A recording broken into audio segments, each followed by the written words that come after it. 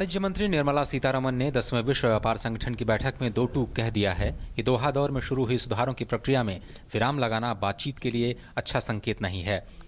सीतारमण ने स्पष्ट किया कि विकासशील देशों में किसानों के हितों का कोई स्थायी समाधान खोजे बिना बातचीत का कोई मतलब नहीं। We are concerned that the reform process, which was started after the Uruguay round in the form of Doha Developmental Round, appears to be in peril.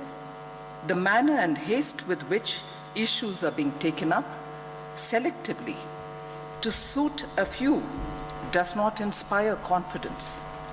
Bharat ने इस बात पर विरोध जताया है कि दोहा दौर की वार्ता में तय किया गया था कि विकसित देश अपनी भारी भरकम कृषि सब्सिडी में कटौती करेंगे, लेकिन इस बार यह वार्ता का हिस्सा ही नहीं है। इसी तरह से विकासशील देशों के लिए सेफगार्ड मैकेनिज्म बनाने और खाद्य सुरक्षा के लिए बफर स्टॉक के नियमों में बदलाव पर बातचीत को भविष्य के लिए टाला जा रहा है। भारत का विरोध इस बात को लेकर भी है कि एक्सपोर्ट सब्सिडी को पूरी तरह से हटाने को लेकर काफी सक्रियता दिखाई जा रही है, जबकि देशों में इस पर सहमति नहीं है। भारत ने इस बात पर गहरी निराशा जताई है कि विश्व व्यापार संगठन के पुराने लंबित मुद्दों को किनारे कर भविष्य के भरोसे छोड़ा जा रहा है और नए मुद्दों को लेकर अप्रत्याशित तेजी दिखाई जा रही है।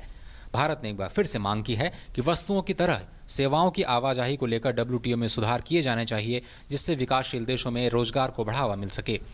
कुल मिलाकर कहा जा सकता है कि भारत पहले दोहा दौर की वार्ता पर दुनिया की मोहर लगाने की जोरदार वकालत कर रहा है और नए मुद्दों को लेकर उतना उत्साह नहीं दिखा रहा, जो फिलहाल इस वार्ता को पटरी से उतारने की कोशिश के अलावा कुछ नजर नहीं आते।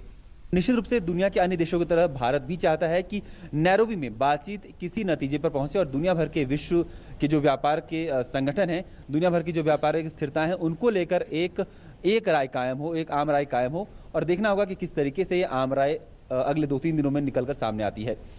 कैमरा पर्सन लक्ष्मीकांत के साथ मैं Abhishek Jha, DD news, Nairobi.